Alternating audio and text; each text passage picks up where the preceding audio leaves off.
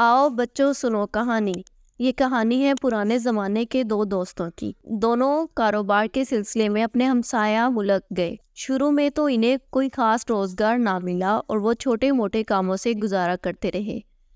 انہوں نے پھر قصاب کا پیشہ اختیار کیا اور گوشت فروخت کرنے لگے۔ کچھ مدت کے بعد جب ان کے پاس خاصی رقم جمع ہو گئی تو انہوں نے وطن واپسی کا فیصلہ کیا۔ انہوں نے اپنی ساری کمائی ایک تھیلی میں ڈالی اور واپسی کی راہ لی۔ راستے میں انہوں نے ایک اندھے فقیر کو صدا لگاتے دیکھا، ہائے میری قسمت، آنکھوں کی روشنی بھی گئی اور دولت بھی گئی، کاش مجھے ایک بار پھر اپنے ہاتھ پر روپیہ رکھنے کا موقع مل جائے۔ وہ بار بار یہی الفاظ دہرا رہا تھا۔ ان دونوں نے اندھے فقیر کی یہ آواز سنی تو اس سے پوچھا، بھائی تم ہو کون اور قسمت سے یوں شکوہ کیوں کر رہے ہو؟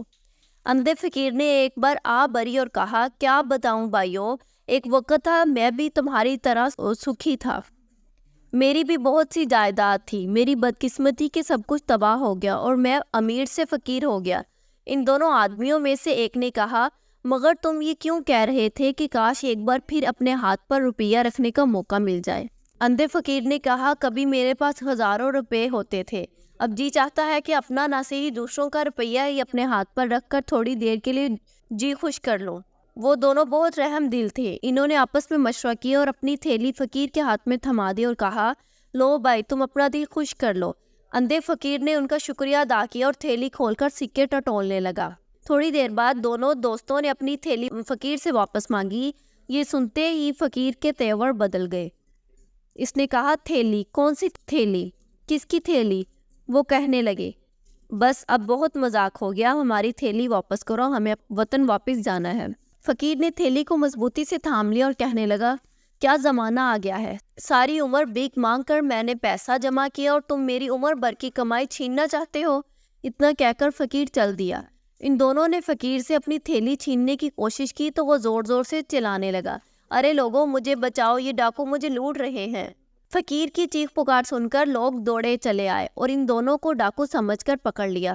وہ بیچارے لوگوں کو یقین دلاتے رہے کہ پیسہ ان کا ہے، فقیر نے دھوکے سے ہتھے آیا ہے، مگر ان کی بات کسی نے نہ سنی۔ جب مسئلے کا کوئی حل نہ نکلا تو لوگ اس فقیر اور دونوں آدمیوں کو بادشاہ کے دربار میں لے گئے۔ بادشاہ بہت عقل مند تھا، اس نے پہلے فقیر اور پھر دونوں آدمیوں کی کہانی سنی۔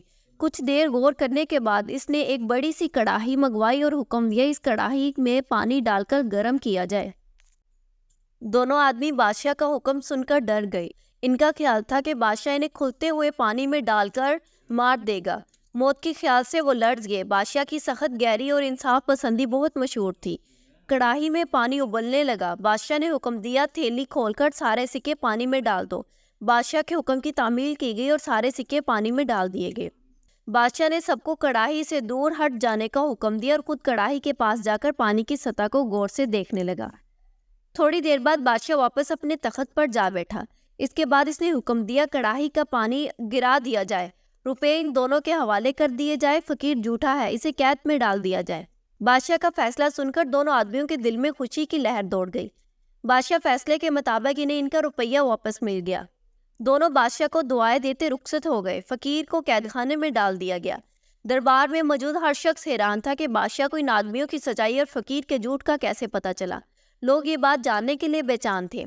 آخر قاضی نے ہمت کر کے پوچھا تو بادشاہ نے کہا، ہم نے گرم پانی کی سطح پر گوشت کی چکنائی دیکھ کر اندازہ لگا لیا تھا کہ یہ روپیہ ان دونوں نے گوشت فروخت کر کے کمایا ہے۔